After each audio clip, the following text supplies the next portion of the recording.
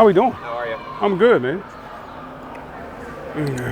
First day of pads for you guys. Just how do you think you're going to perform? How the guys look out there? First day in pads is a step in the right direction. It's still a lot of growth to be done. You know what I'm saying? Just consistency in our pass pro and our leverage, and even how we finish in runs, be a little bit more decisive. Like for day one, it was solid, but still not where you want to be yet. These days, are they being in full pads for your group in particular, such a physical position? Do you feel like you learn more, emphasize more on full pad type of days? To be honest with you, for our group, once you put shoulder pads on, it's like it's full pads. A lot of times, even when you're hitting the hole, linebackers are fitting the run, you're getting some of that thudding right there, so you're kind of only running like it's full pads. The only difference is you're just not going to lower the shoulder in anybody, but how you run when the pads come on is kind of consistent. But to them, it's the most realistic thing we do because that's how we play. When you don't have shoulder pads on, it's not, for us, it's not real. So it makes it more real. You get more out of it in pass pro, even in the run game, when you get to have the equipment on. Damien's not here anymore. Jordan Lyle's a guy that really kind of flashed at times last year.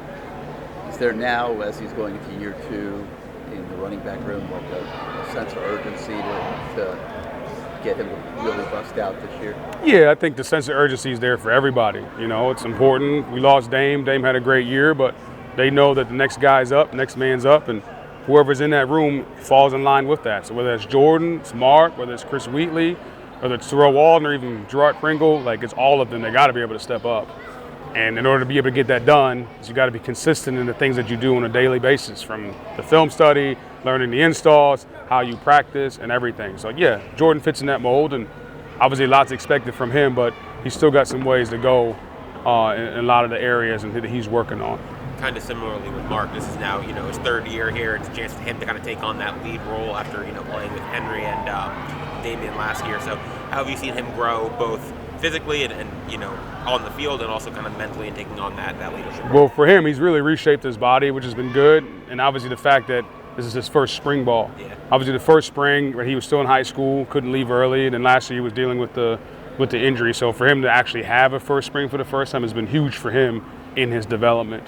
He's trying to take a lot of steps in the leadership part, which he has. A lot of guys follow him. A lot of guys believe in him. He has that clout, right, like the kids say, and he's really starting to run with it, right? I think we're really, as a staff, we're really trying to push the leadership with the older guys. We lose guys like Cam, right? We lose guys like Jalen Rivers, some of those leaders in offense, looking for other guys to step up and hoping that Mark will end up being one of those. Wheatley Humphreys obviously put some work into his body. Yes. How has that transformed him, or has it as a player? It's just given him a lot more confidence, especially in pass pro and how he finishes runs. Being 170 last spring to now being almost 200 pounds, huge difference, and he feels it too.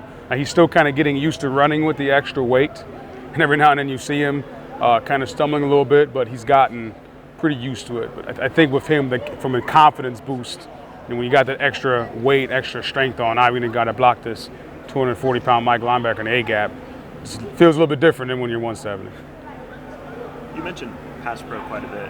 Who do you feel like's been your most consistent in pass pro this spring? Mark, obviously one of the older guys. Jordan has always been solid at it. Again, with all of those guys, so things to work on, hand placement, whether it's leverage, whether it's their feet.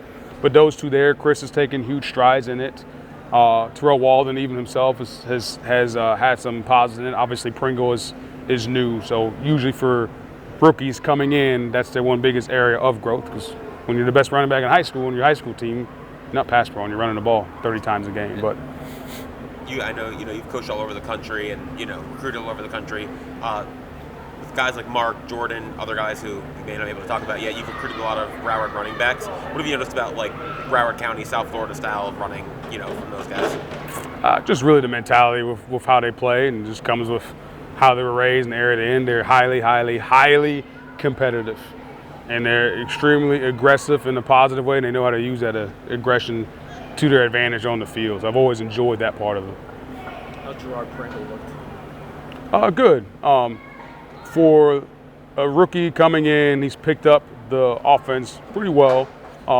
Just still getting used to the speed and learning, understanding that I can't just outrun everybody, right? Got to be able to run between the tackles and make my reads, but it's been positive so far. Again, for him, still a ton of growth. From a number standpoint, what's the amount of numbers for running backs that you're comfortable with having for navigating the season? Yeah, I think anywhere from about 4 to 6, right? Obviously, you're constantly evaluating to see how much depth you need. And obviously, we have some other guys on the team that have a skill set that can help out there as well. But, in the ideal world, you're probably looking at 5 in the real world, We're sitting at 5 right now with Walden. But we probably, depending on how the eval goes, we'll see if we decide to add another one at the end of the spring or not, We'll have that conversation when that time comes. But I feel pretty good at where it's at now, but you're always looking to upgrade and improve the depth of the room, especially given how violent the position is that we play. How tough of it is it?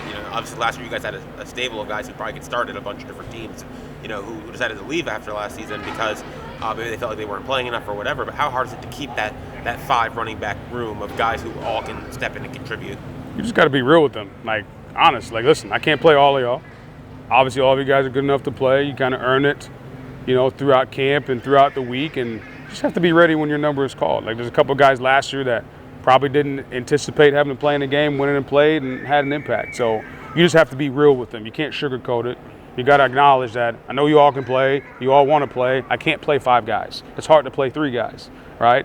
But you just have to make sure that every single day you're coming to work, doing the things that you have control over to the best of your ability so that when your number does get called, you're ready to go. And I think if you are honest and real with them with that, it allows them to at least stay engaged with it, as opposed to just saying, hey, it's just these 2 and you're probably never going to play, right? But also, there's times I went in the games listen, man, I don't know if I'm going to be able to get to you, but just stay ready. But again, just be honest with those guys. I think the kids nowadays just appreciate you being upfront and real with them. From a size standpoint, how much has Jordan changed since he arrived, and how much bigger do you think he can get? He's probably put on about 8 pounds of muscle.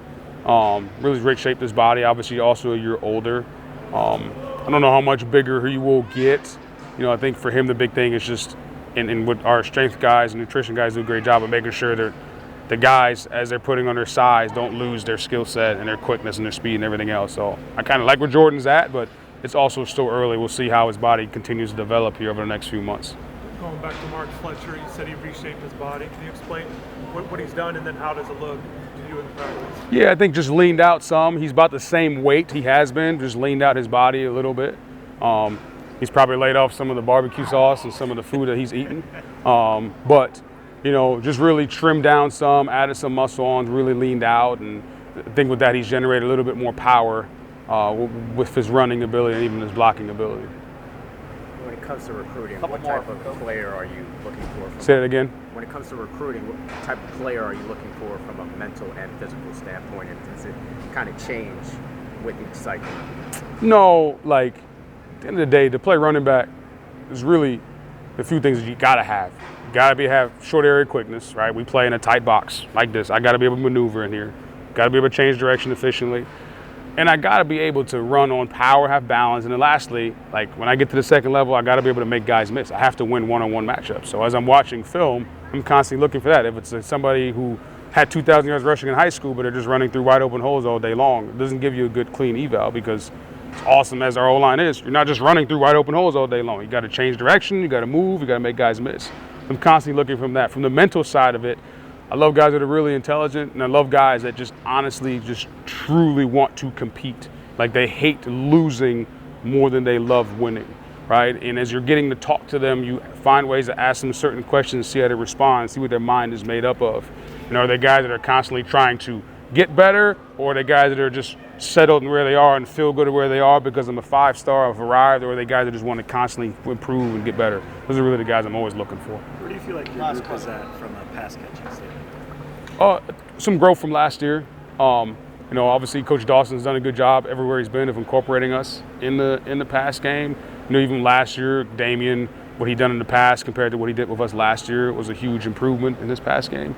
And I think we've done some growth there, but like with anything else, so early in the spring, I'm always hesitant to say that we're there yet. And to be honest with you, I'll probably never say we're there yet. I'm always constantly looking for the guys to continue to improve in their game in all 3 facets so they can be a true all-around back. Right? Awesome that you're a great runner. Well, when you play here at the U, you got to protect the quarterback. That's have to. And then also got to be able to catch out in the backfield. If you can do all of those 3 things, your opportunities to play go up because they don't have to take you off the field, right? And it can leave you on the field more. So that is an area of growth still for us all that we've grown in, but still need to grow more in. Great. Yeah. Thank you, Coach. Thank you. Appreciate y'all.